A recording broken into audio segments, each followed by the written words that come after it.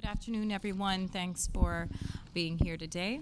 I'm Erica Garcia, hosting the seminar series at Tax World USA. Today we're highlighting Tencel rebranding with various knit categories and applications. We're also featuring Tencel lyocell and Tencel modal blends for denim with carved in blue. Our side topic is Tencel with Refibra lyocell technology, and feel free to pass by our booth at H06 right across from here. We also have 12 Lenzing Innovation Mills around our pavilion in the same hall, just around our booth in H and J. This is the 5th seminar in the series of 9 Lenzing educational seminars on trends, sourcing, and sustainability. This seminar is being videotaped, so if you'd like a copy, please make sure to sign up outside the seminar room after. Today we're presenting Trade Wars, Tariffs, and Strategic Sourcing, what you need to know to understand the risk and minimize your exposure. You're in the right place. From Section 301 tariffs and the resulting retaliation to trade agreement negotiations, the U.S. is involved in a myriad of complex and rapidly changing scenarios that can immediately and dramatically affect your costs. Please join me in welcoming your speaker, Gail Strickler, President of Global Trade, Brookfield Associates. She's here today with a plethora of knowledge for you. So please feel free to ask questions throughout or at the end. And thank you for attending.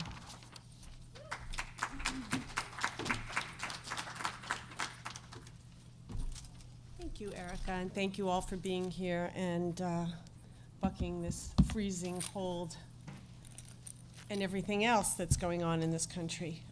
So I'm the former Assistant United States Trade Representative for Textiles and Apparel. I was the lead negotiator for the sector in the TPP agreements. We did some of the CAFTA agreements, et cetera. So you can imagine every day when I wake up and see the latest tweet storms, I'm sort of crying, I'm sad, I'm really unhappy. My feeling is that we basically passed up being the holding the global trade, especially in this sector, almost more so than anywhere else because we consume so much of it. But basically, we gave up being the leaders on trade and the one everybody was going to follow with TPP and initiatives on TTIP to taking a back seat to the world. And I don't know how easily or quickly we manage to get that back or if we ever do. This may sound all doom and gloom. There are some positives on the horizon, and hopefully today I'll take you through what's going on in Washington, where I now reside, and I'm a former New Yorker, over 40 years here, so anyway. I'll take you kind of what's going on there, take you through the trade agreements, some of the information that you're seeing, maybe try to decipher it.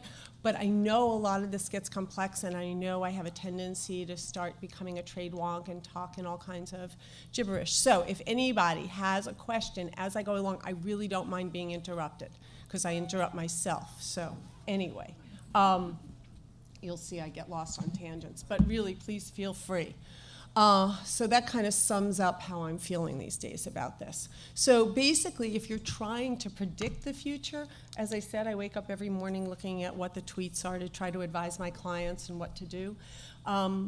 But my real theory on this is more than the actual actions, because as you know, there has yet to be any action that actually affects the imports of apparel. There are threats that there will be, but there haven't been. Raw textiles themselves have been affected by some of the initial tariffs, but the apparel sector has not. But I feel that it has created such an environment of uncertainty and fear that, in fact, we're already seeing price increases. We're seeing some of the alternative countries, the China Plus countries, raise prices, not only in anticipation, but because so many people trying to adapt more of a other than China strategy are rushing to put production in Bangladesh and Vietnam, Malaysia, Indonesia, et cetera. So let's look at some of those opportunities and options, and let's look at what the real threat is and then try to evaluate it. Although, as I say, trying to predict in my crystal ball what he's going to tweet tomorrow, I really can't tell you. Let's take a look at the overview, because I think there's some interesting information always in statistics. I don't want to bore you with the details, but I do think there's, and you don't have to take pictures. I will make this fully available online so you can actually like pay attention and not worry about getting a good picture. So if you want to make sure you can see me personally, give me your card, I'll send it to you personally, but it's going to be on the Lenzing website too. So you'll get total access. So taking a look at total imports of textiles and apparel, over $114 billion. We generally use the number of 100 billion, we've been using that for years, for the apparel imports, because basically only about just around 14 million of it is the textile sector. And that lets us break it out pretty easily. By starting with 100, we can sit there and look at 1% and 3% and look at some of those trade agreements and preference programs that have comparative needs limits where you've got to figure out the 3.5% and all that, and I know this is like way more than, but anyway. So that's why we use that number. So apparel was just slightly up last year. Oh, also please note that the 2018 numbers, which of course should have been completed by now, are not, because we don't have a government that's working. So unfortunately, the Department of Commerce is not putting together their data. So if you go to the OTEXA website, it will tell you it has not been updated. If you go to the ITC website to try to find your information there, you will find it is down and has been for the last few days. So so making it even easier. So the estimates for 2018 are based on export data from those countries, which isn't as accurate as our import data. If anybody ever wants information about how to use that, how to go onto OTEXA sites or set up searches in the ITC, remember that one thing when our government is working, we do a really, really good job of keeping that data available, and if you know how to use it, you can regularly, study the trade. There's some seats over there if you guys want to. It won't bother me. Go right ahead. Thank you. So that's why the 2018 numbers are an estimate. But what you will see, so here you can see how China used to account for about 42% for many, many years. And then as companies started to adopt the China Plus One strategy, we saw the total share of China head down.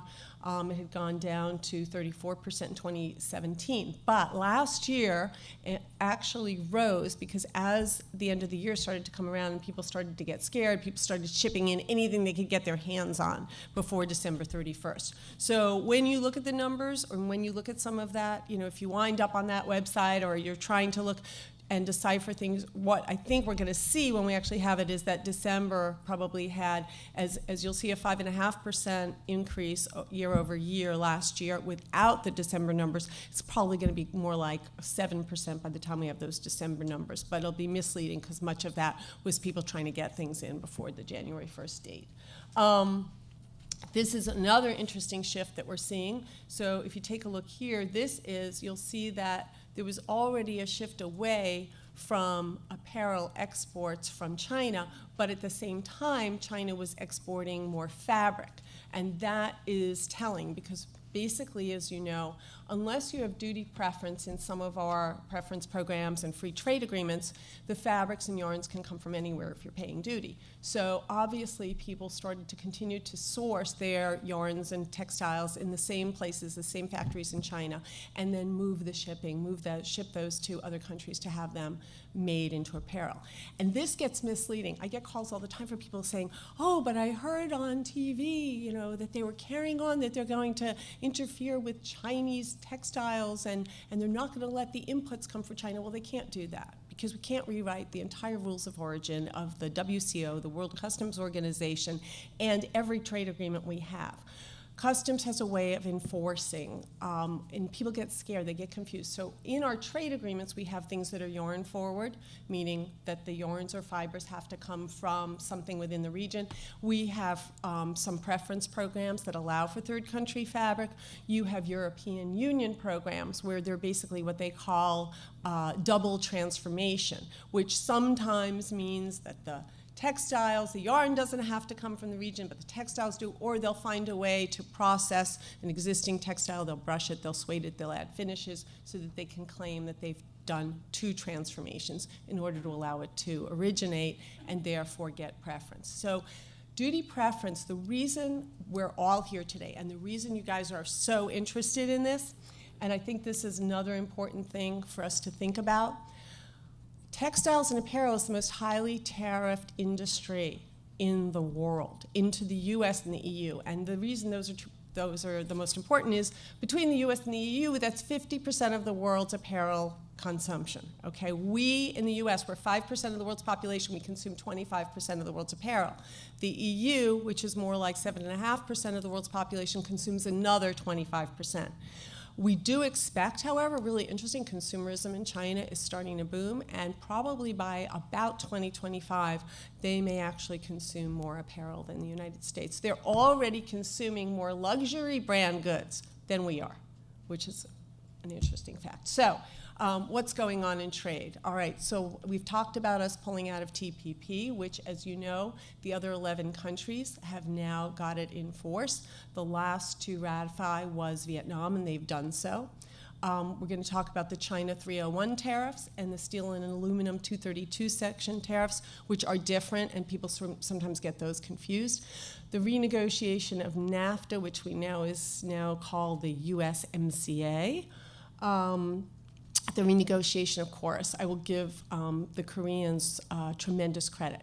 They understand Trump better than any of our other trading partners or any of the other negotiators from any of the other countries, in my opinion, because they realized he needs to be able to walk away saying he won. That's his thing. As I say, a zero sum with him, you know, he's got to win. So they basically said, look, we have an agreement. It's relatively new. There's really no reason for an update. We should not be agreeing to anything else. But we understand where this guy's coming from. So let's go to the table. They renegotiated. They gave in a little bit on auto imports, which may or may not actually result, but it gave him, and I think there was like one agricultural product. They basically, you know, put some lipstick on the pig and said, oh, okay, and he got to say, yeah, and then they didn't get hit with, you know, half of these tariffs and everything else that, you know, the steel and aluminum tariffs, et cetera, and they know they've got their agreement going forward through this administration, which has been extremely good for them. So I think there's a lesson to be learned there. Sometimes when I talk to some of the trade officials from other countries, I say to them, take a look at what the Koreans did. You know, you've got to know your audience. And I think that's going to be a huge issue. And we can talk about it a little bit and what's going on between the United States and China on this so-called negotiation with the March 1st deadline, which is that I think they're talking across each other. In fact, there was a great article, if anybody's interested, see me and I'll find it for you. There was a really good article the other day in the China Times, which is actually the Hong Kong paper, by a U.S. citizen of Chinese origin who was talking about the fact that and he brought up the fact that they don't understand each other, and there's a real problem there, and I think that's really the biggest threat we find there. So basically, we've ceased talks with the European Union, and there's also, of course, USTR had started sending a contingent of negotiators to the UK earlier, towards the end of last year, but the UK is almost in as bad a shape as we are in terms of like what's going on, so that's probably not really going anywhere. The other thing that's interesting, it's not up there, but and I apologize in advance. I will probably come back to what I'm saying now later on in the slide because I get ahead of myself, but that's what happens. So Japan is still interested in a bilat with us, even though we walked away from TPP, which is really a fascinating thing because, and I think we're going to pay a price there dramatically because Japan really wanted in TPP, and we made some pretty tough demands from them to join TPP because they came in, as you may know, towards the end. They came in the last 2 years of negotiations, and we basically said that they had to accept things the way they were on everything if they wanted in, and they agreed to that, including some agricultural issues that they probably wouldn't have had they come in earlier.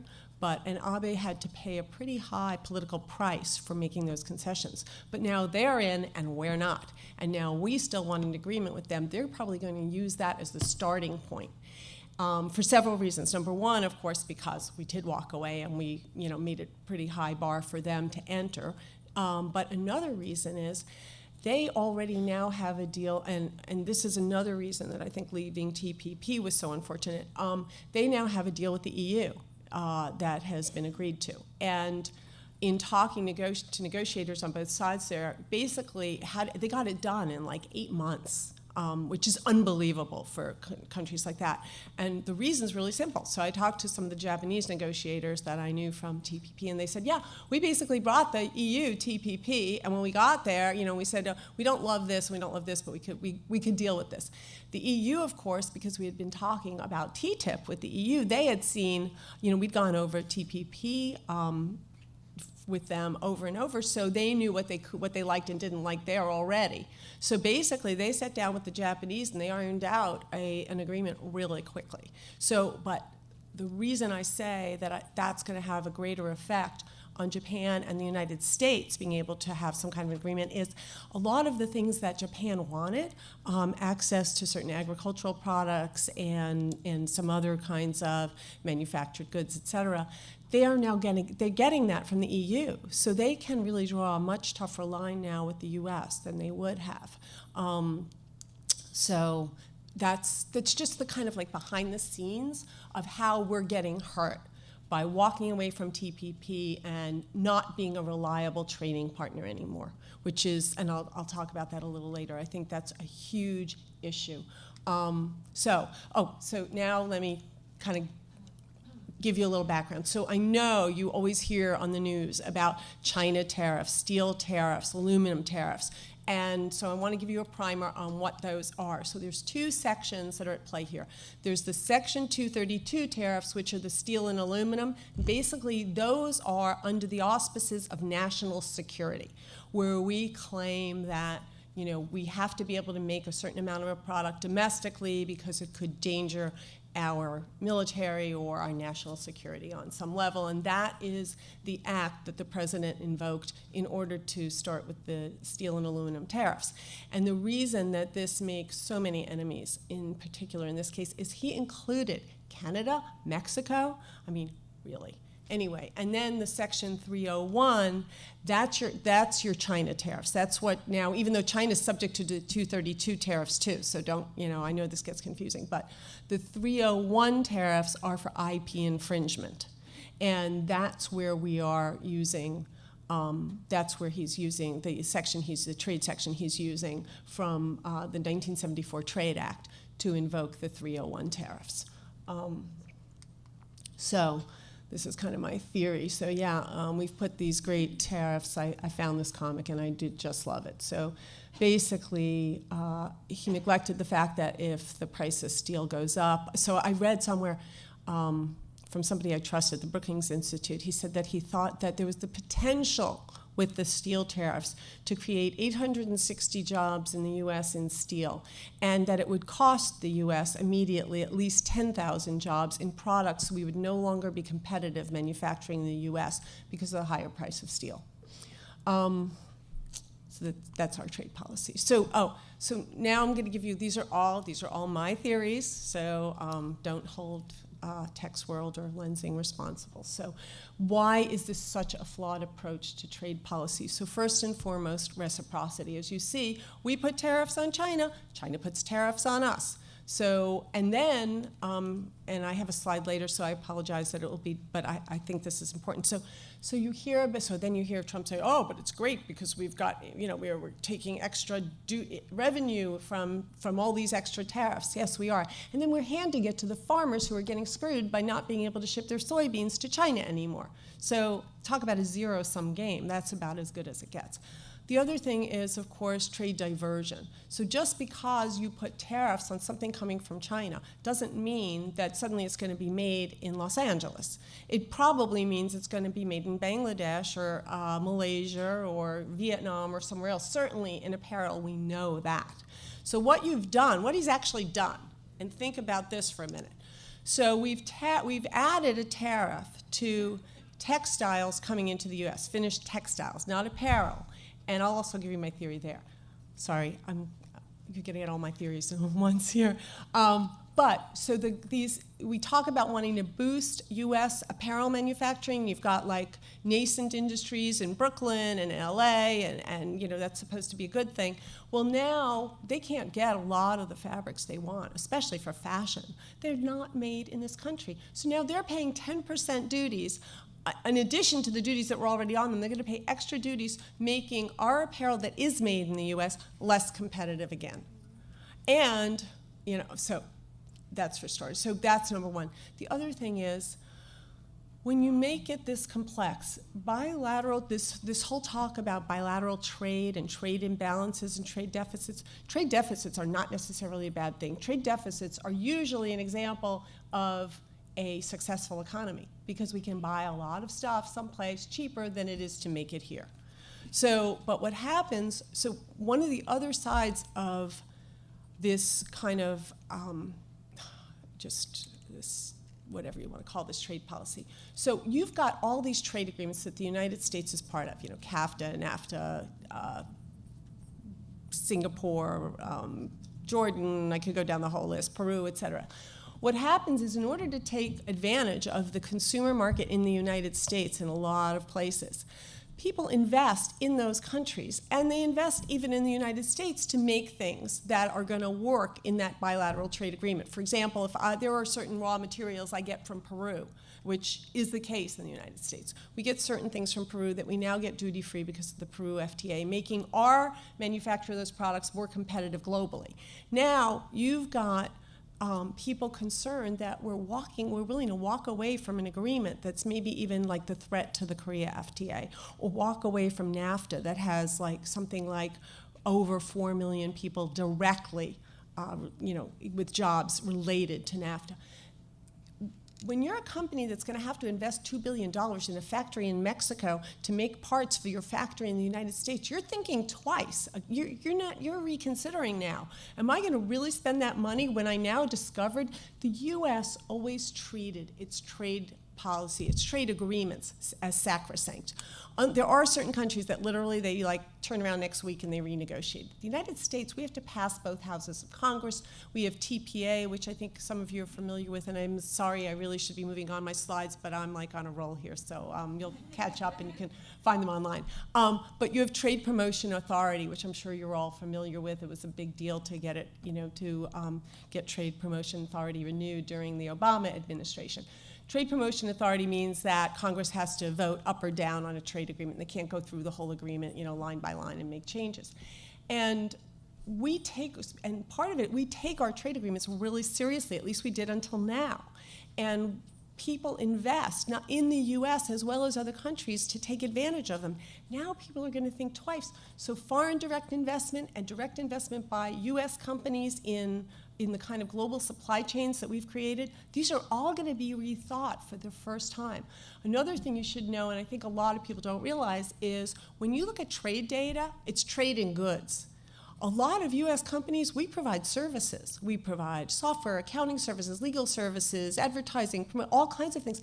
That doesn't show up in that data. So when you create a bad atmosphere between the United States and some of its trading partners, you're hurting more than just your goods and trade. You're hurting your services industries too.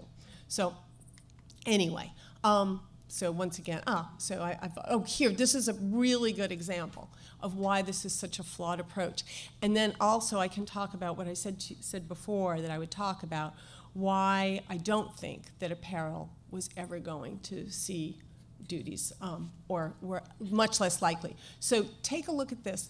The minute those tariffs were imposed on washing machines, literally overnight, you see that price rise. It's just unbelievable. Who does that hurt? I mean, yes, it brought in some more tariffs that we've now given to the farmers, but it's hurting the everyday consumer. Now, the reason that I think you see a tariff like this, and it obviously is substantial, and yet get away with it, and why you don't see it on apparel is really simple.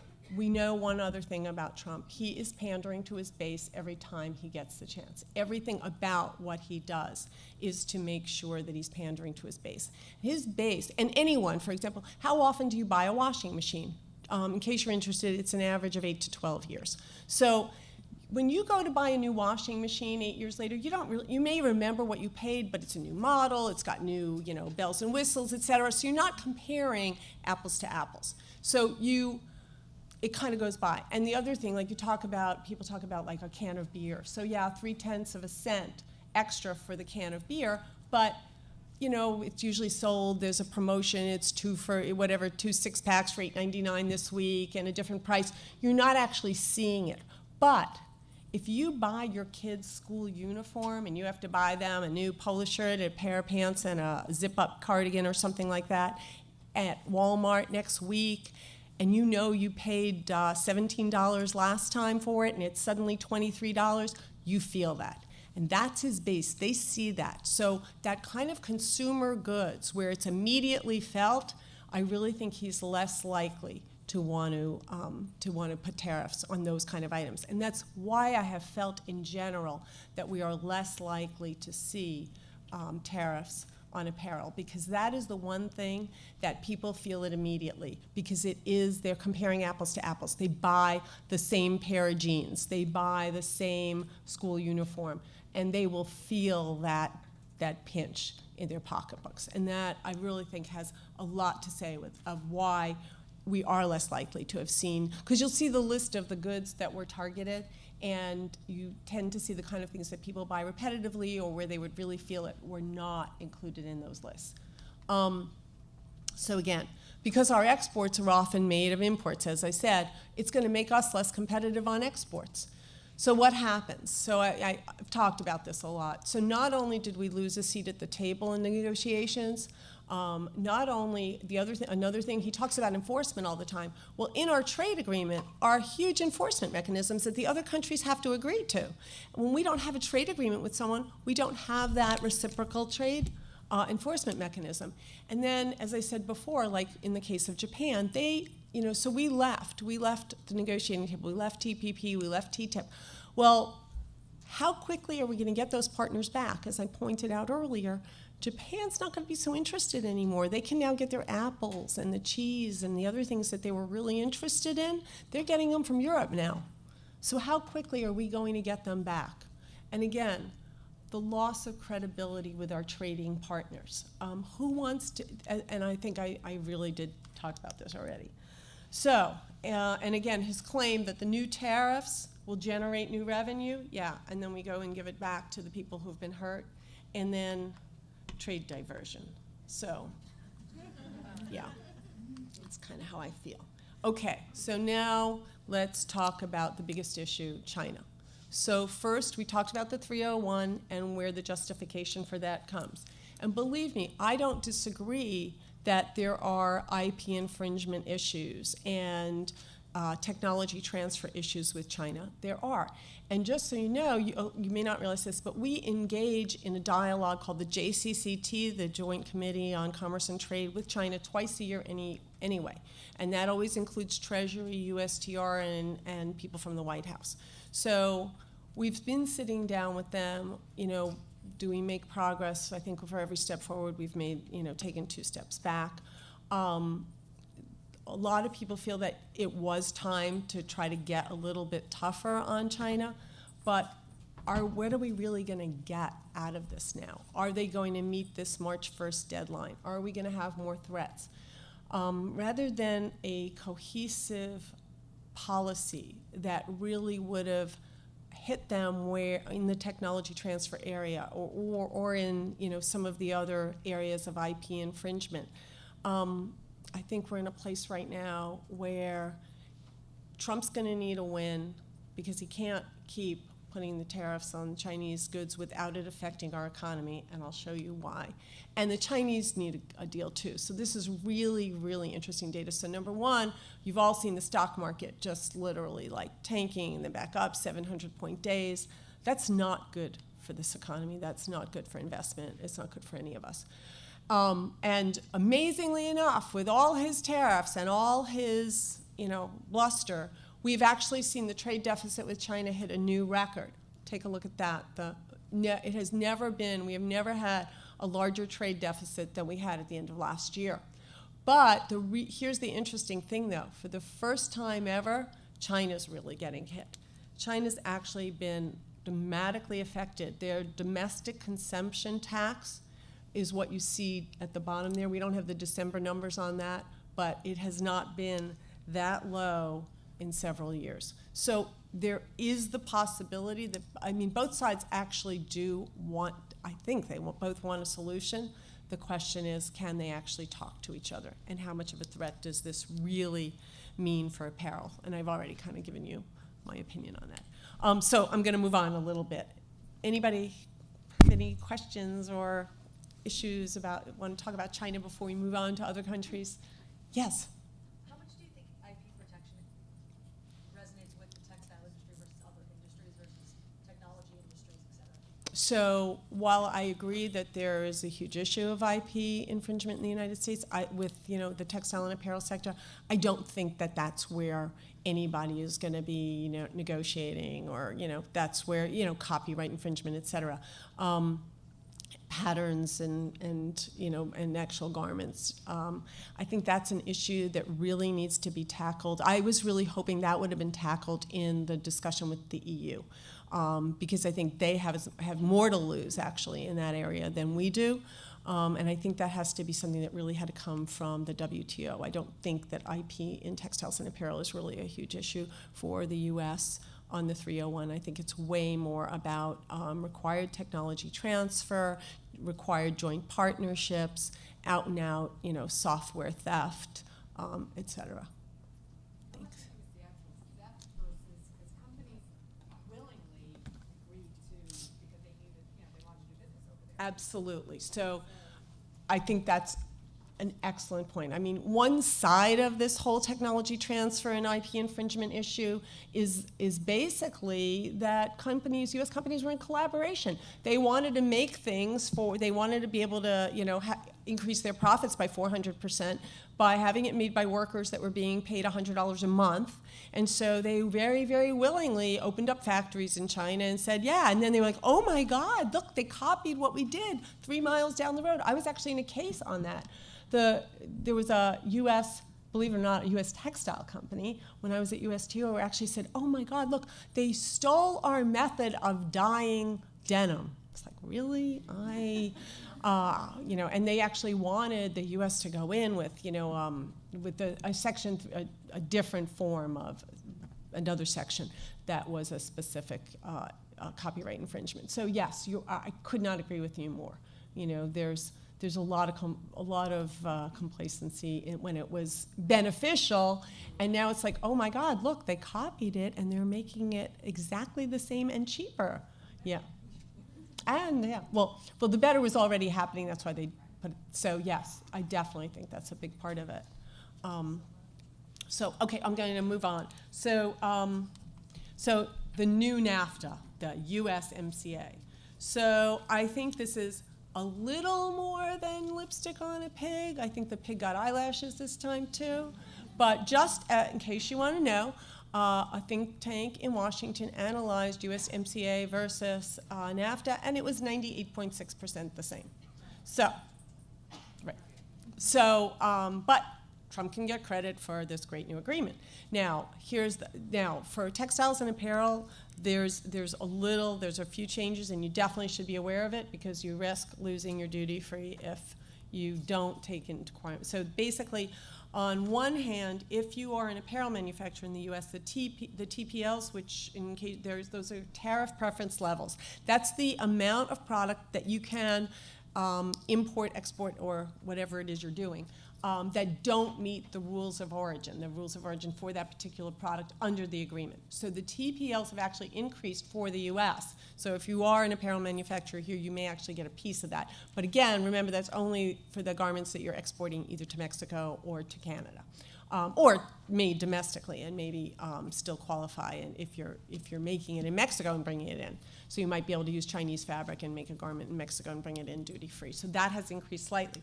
But really important, some of the details that are similar to CAFTA and some of our more recent agreements, like sewing thread, pocketing fabric, narrow elastics, coated fabrics, that didn't have to originate in NAFTA, now have to be regional. They have to come from the U.S. or Mexico, or you have to get them in short supply, and they did not change the short supply process, unfortunately, which is really flawed in NAFTA. So like the one area that I was hoping they'd actually make some changes, they really didn't.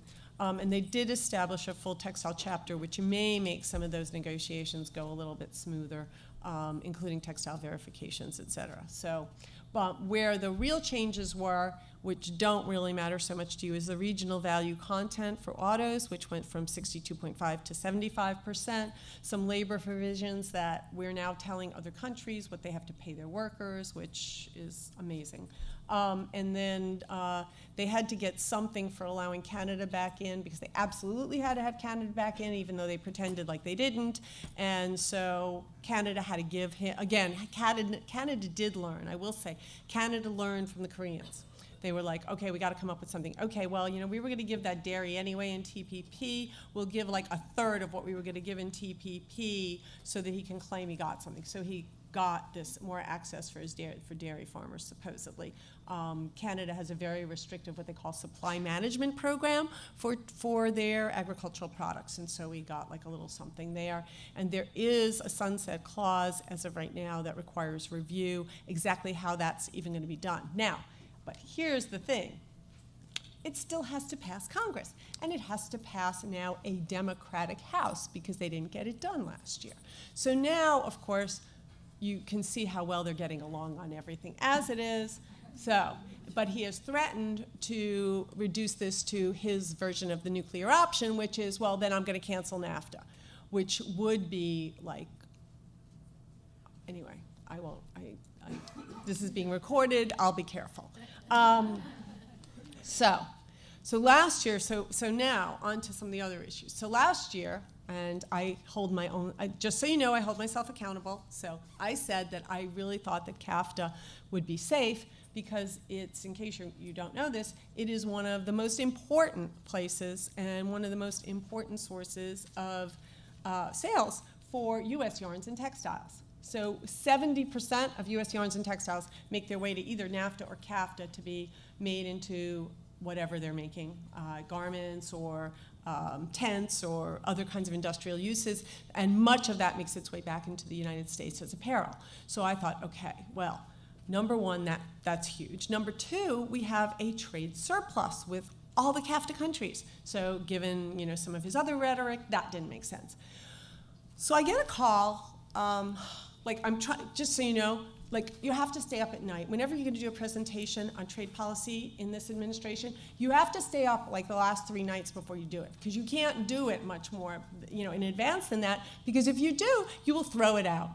And you'll throw it out multiple times. I actually have a slide on another presentation that is like a wastebasket with, and it's like, okay, this is what I've been doing for the last 3 weeks, and I've just like thrown out all the other presentations, and this is up to date as of now. You leave this room, it may have changed by now.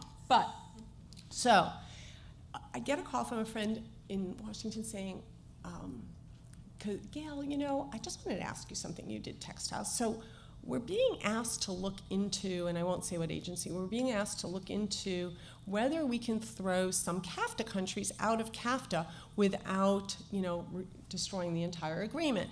And I'm really confused. I'm not seeing like why these countries. And so I'm like, well, I'm not, we can't really tell you. And then, all right, I'm going to tell you. So El Salvador, Nicaragua, and the Dominican Republic, like what's the common denominator? Help me, I'm trying to figure this out. And I'm like, okay, sorry, like, so just keep quiet about it. A couple of hours, it'll come out in the press anyway, so you can talk about it. So I can talk about it because this actually happened last week.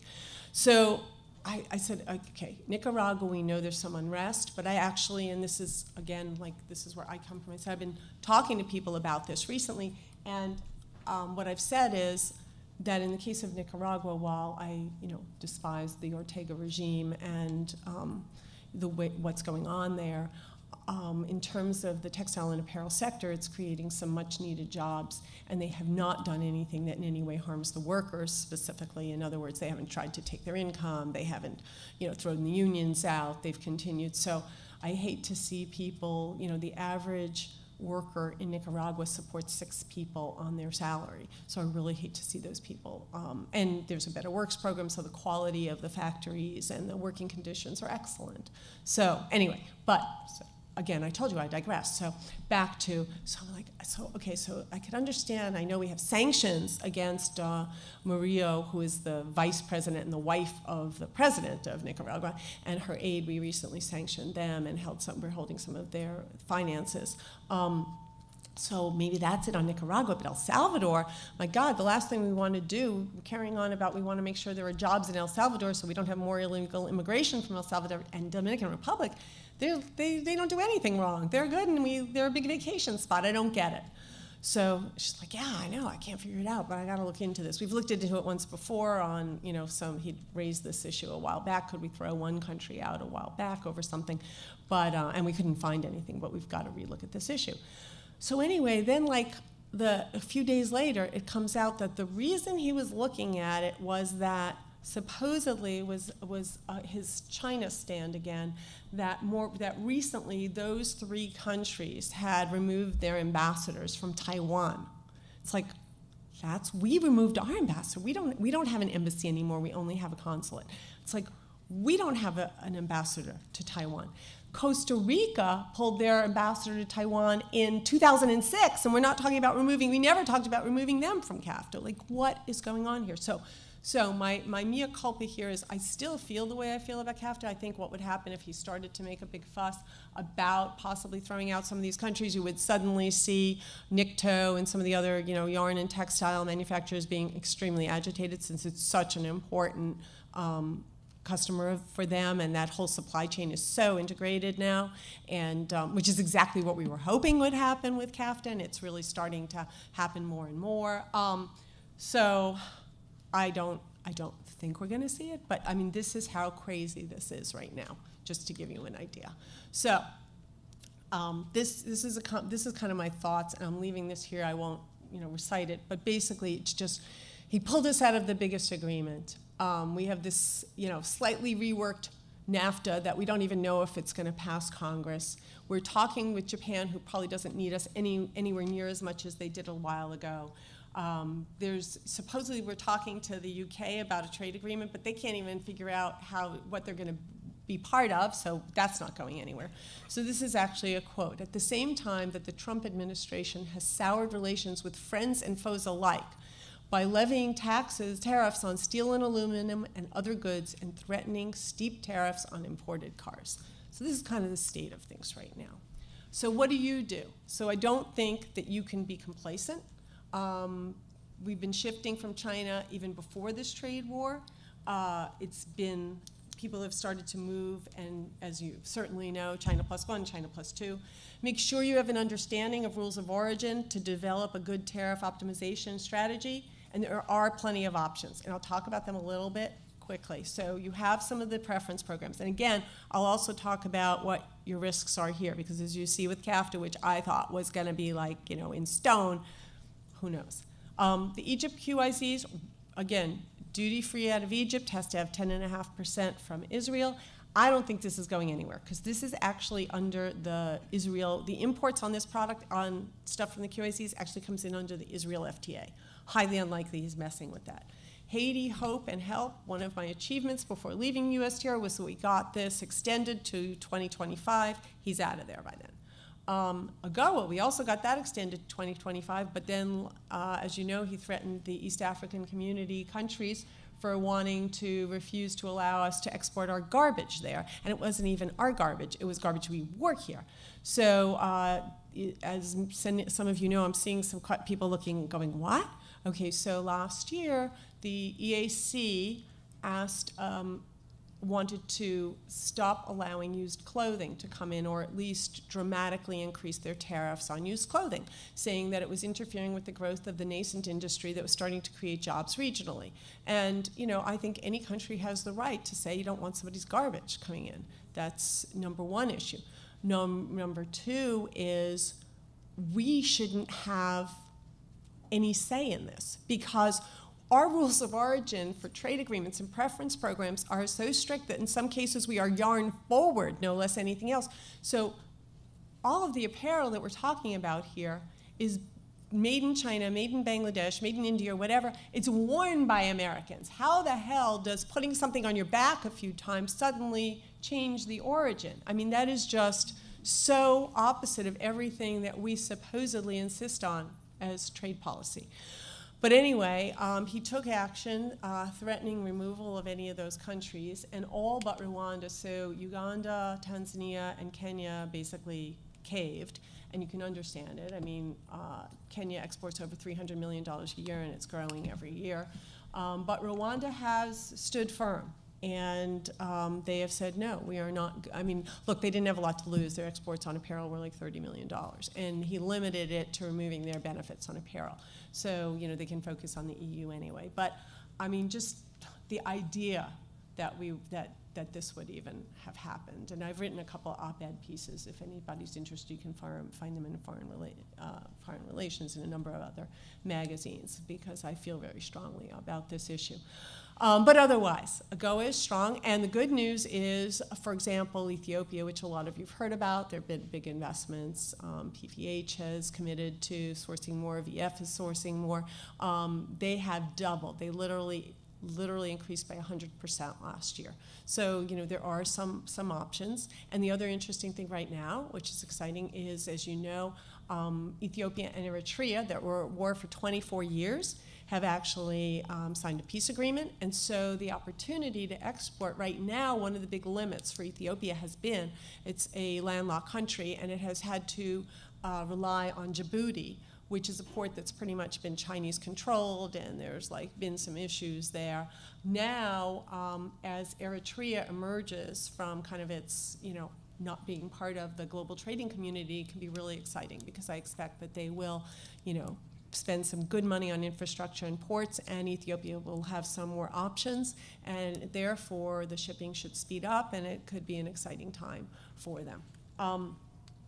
So, and again, I also just wanted to mention, we still have the Peru FTA and the Colombia FTA, which you know, offer, again, some more alternatives for duty-free sourcing for textiles and apparel, and does not seem like he's threatening that, either of them, recently.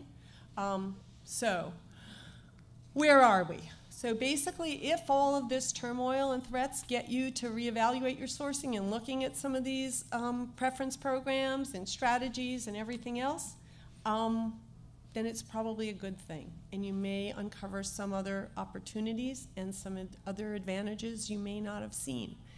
And hopefully this little tour of global trade has either infuriated you, excited you, or at least enriched your knowledge. So I want to thank you all very much for your time, and I'll be more than happy to take questions. Thank you. Questions? Comments? Okay, yes.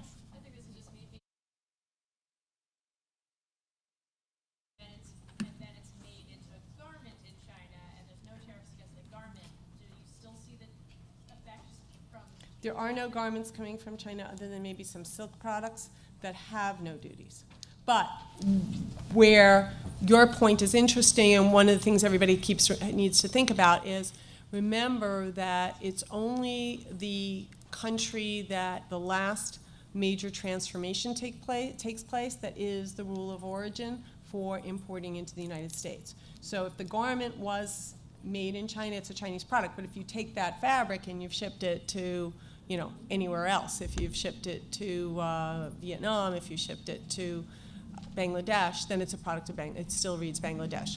One of the reasons, and I think we always need to remember this, and it's why the social compliance issue is so important, it's why global trade is so important, it's why what is going on in countries really is so important.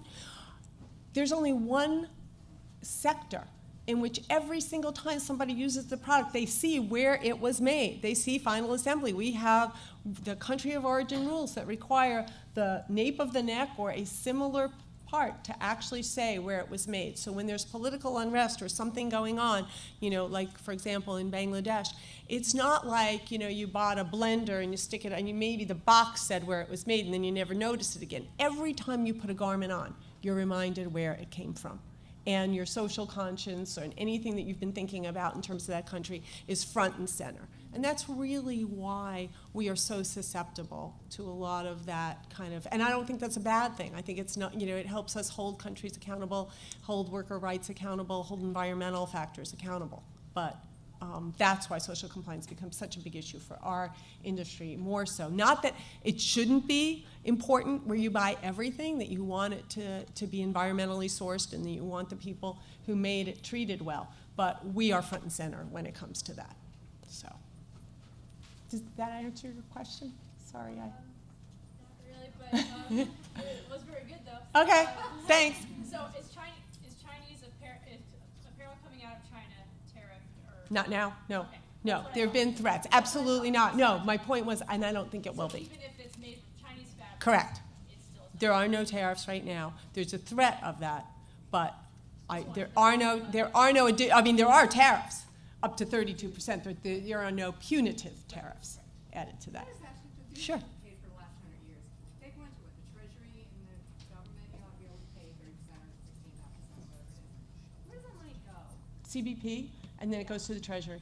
Right, and then what happens to it? It becomes part of the finances of the United States. United States, Mhm. yeah. And like, that's my point about, you know, like these, he says, yeah, exactly, and then we're handing it out to, yeah. Free trade zones, do you Mhm. think they have some risk in this environment, considering all the other, everything seems to be at risk?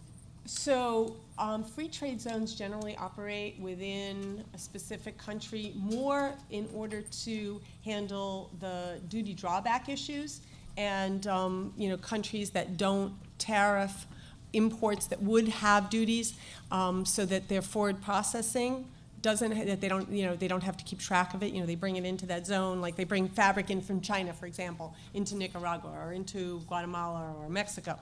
And then if it's leaving the country, they're not going to tariff it. And that's really what a free trade zone does. But it doesn't really have an effect. It doesn't change the rules of origin, and it doesn't change the duties for the import. Right, so, okay, so there wouldn't necessarily be any sort of change to the way that those are managed in this environment? I don't think so.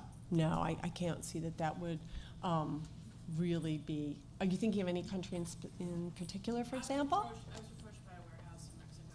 Uh-huh. As part of the free trade zone, and we're trying to figure out if it makes sense for us to move our warehouse and operations there in an effort to try to skirt whatever new. Well, it wouldn't skirt anything except, you know, the Mexicans are really famous for like deplorable enforcement. And that is the one thing that they had about 4 years ago really created a nightmare, even for a lot of U.S. textile and yarn manufacturers, demanding an amount of paperwork that is specifically not required under the trade agreement. And they even some companies literally went out of business just because they couldn't prove the documentation. You know, not that they weren't completely legitimate. Now, some of that was in response to some uncovered fraud that they had found, but still, it was, but that's the only reason it would really make sense for you. And we can talk offline, you know, about, I can, you know, hear a little more about it and maybe give you an opinion if that's helpful.